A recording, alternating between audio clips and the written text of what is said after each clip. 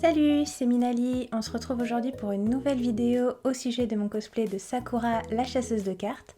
Et ensemble, on va fabriquer son sceptre magique. C'est parti! Pour commencer, j'ai imprimé une image du sceptre en taille réelle qui me servira de patron. Pour la base, j'ai utilisé un tube en PVC que j'ai coupé avec ma dremel. Ensuite, je vérifie bien que je l'ai coupé à la bonne taille. Donc maintenant que j'ai coupé mon tube PVC à la bonne taille pour le bâton, je vais pouvoir attaquer la fabrication du petit bec. Donc je vais prendre de la mousse. Donc pour ça je vais utiliser 3 types de mousse. Donc pour la structure, je vais utiliser de la mousse Eva, donc je sais plus ce que c'est, je crois que ça va être 1 cm,2 d'épaisseur, quelque chose comme ça. Donc ça va servir vraiment à faire la partie bec. Pour la partie des petites ailes, je vais utiliser celle-ci, donc c'est du tapis de piscine et ça marche très bien.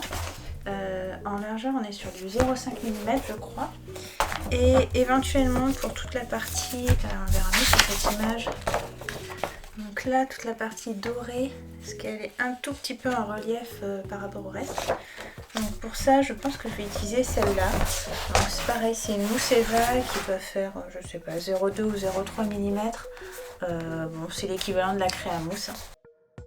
Je reprends mon patron que j'ai imprimé en plusieurs exemplaires et au crayon, je viens faire les contours de la partie cachée par les ailes. Je découpe mon patron, puis je viens tracer les contours sur ma mousse et je le reproduis 4 fois. Ensuite, je découpe la mousse au cutter. Pour m'aider à réaliser des découpes propres et bien verticales, j'utilise ce petit outil que j'ai imprimé avec mon imprimante 3D.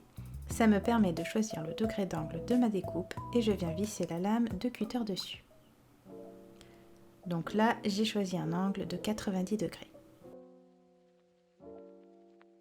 J'ai découpé un rectangle à l'intérieur de 2 des pièces pour pouvoir insérer le tube PVC. Et ensuite, je vais coller mes 4 pièces ensemble avec de la colle néoprène. Je l'étale avec une chute de mousse, ça m'évite d'abîmer un pinceau. Je colle en premier les 2 pièces découpées pour le tube PVC et je viendrai mettre de chaque côté celles sans découpe.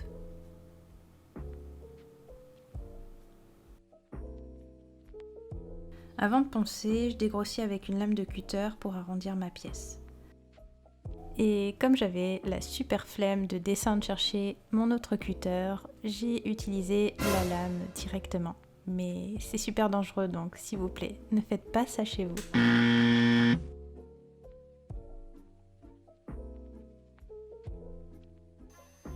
Ensuite, j'ai quand même bougé mon cul et je suis descendue sur ma terrasse pour poncer avec ma dremel. Alors je déteste poncer. C'est long, ça fait du bruit, ça met de la poussière partout. Après avoir poncé, j'ai utilisé de la foam clé pour faire le raccord entre la mousse et le tube PVC. La foam clé, si tu sais pas ce que c'est de la mousse mais en pâte et ça sèche à l'air libre.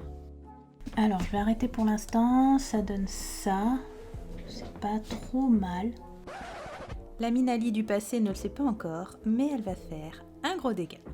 J'ai poncé la foam clé trop fort avec ma dremel et j'ai tout arraché. J'ai dû refaire mon raccord, mais cette fois j'ai utilisé de l'Apoxy Sculpt. C'est une résine bicomposante qui sèche aussi à l'air libre et c'est beaucoup plus solide. Pour les espèces d'yeux, j'ai réalisé des gemmes en résine que j'ai pigmentées en rose et je les ai coulées dans un moule en silicone en forme de demi-sphère. J'en avais besoin que de 2, mais comme j'avais trop de résine, j'en ai fait 4 au cas où s'il y avait des loupés. Pour la suite, j'ai utilisé mon petit outil en impression 3D. J'ai positionné la lame du cutter à 45 degrés pour faire une bande avec des bords en biseau.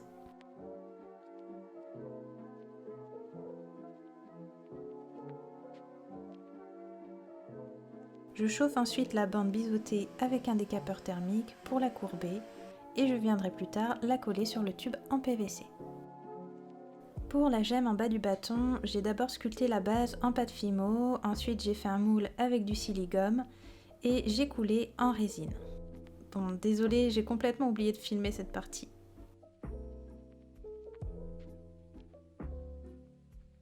Pour patronner la partie dorée du bec, j'ai recouvert ma base de scotch de masquage et je suis venue dessiner les détails dessus, que j'ai ensuite découpé.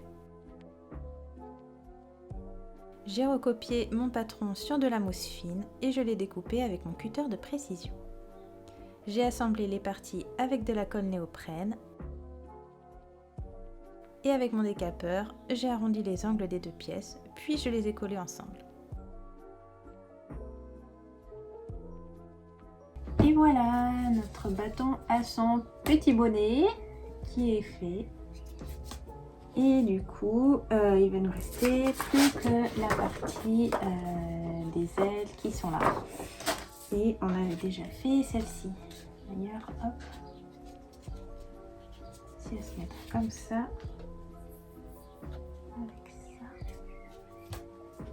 ça commence à ressembler à quelque chose. Allez, c'est parti pour la suite. Pour les ailes, j'ai utilisé le tapis de piscine. Bon, je vous passe toutes les étapes de découpage et de collage, je procède comme pour les autres pièces.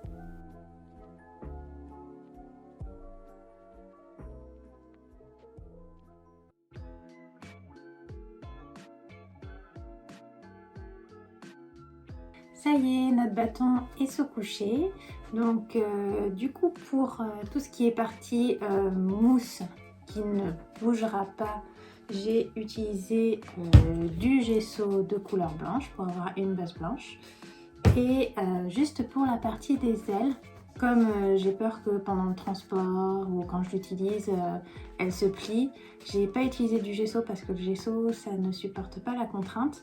Donc du coup j'ai utilisé du FlexiPaint blanc que j'ai mélangé avec un peu de gesso parce que sinon mon FlexiPaint est très transparent. Alors il aurait fallu que je fasse énormément de couches pour recouvrir le bleu de la mousse des ailes. Donc voilà, mais ce qui est bien c'est qu'en mélangeant le FlexiPaint avec un peu de gesso, ça garde quand même sa résistance à la flexibilité et en plus ça couvre mieux. Donc maintenant on va pouvoir passer à la peinture.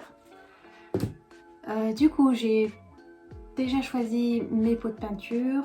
On va utiliser un rose foncé pour la partie bec, un rose plus clair pour la partie du bâton. Donc je pense que ce sera trop clair, donc je vais sûrement le mélanger avec un petit peu de rouge. Du doré hein, pour toutes les parties dorées comme le petit bonnet et la partie du pied.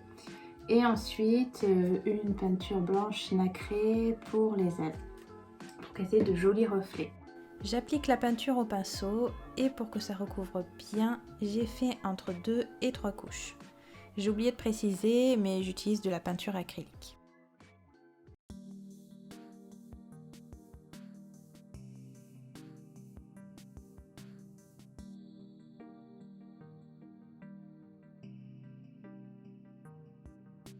Ça y est, la base de notre bâton est peinte. Donc, je vous montre pas de près parce que c'est un peu cracra, mais c'est pas grave parce que maintenant, il est temps de mettre des paillettes. J'ai un petit carton rempli de paillettes et du coup, on va recouvrir toutes les parties avec les paillettes. Comme ça, ça va briller, ça va avoir un petit côté magique, ça va être super chouette. Pour coller les paillettes, j'utilise de la colle en spray que j'achète au magasin Action.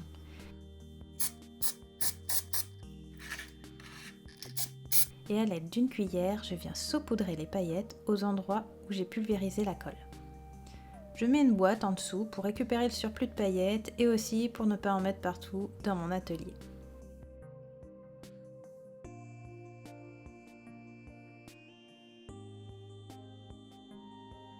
Quand c'est fini, je recouvre tout le bâton de vernis transparent. J'ai fait environ 4 couches pour être sûr que les paillettes tiennent.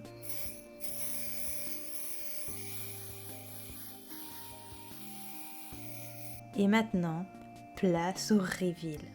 Bon, je vous préviens, il est éclaté au sol et j'ai trop mal filmé. Je suis désolée.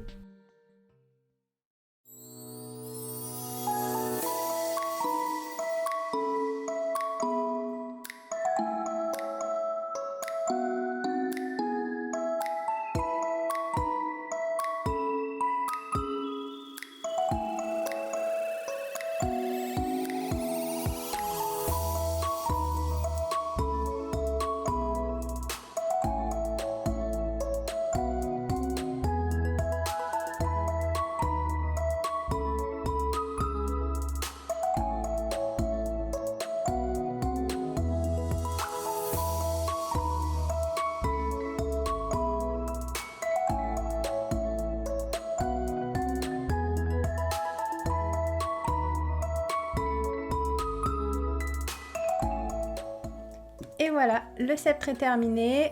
Bon, on va pas se mentir, ces petites paillettes, c'est aussi du cache-misère parce que je déteste réaliser des armes pour mes cosplays. Mais ça fait son petit effet, donc c'est cool. Du coup, on se retrouve pour une prochaine vidéo. J'ai déjà décidé quel sera mon cosplay. Donc, petit spoiler, j'ai déjà les tissus. Si vous voulez suivre les avancées de mes costumes, n'hésitez pas à me regarder sur Instagram. Et sinon, on se dit à dans quelques semaines pour le making of de mon prochain cosplay. Je vous fais des gros bisous et je vous dis à bientôt.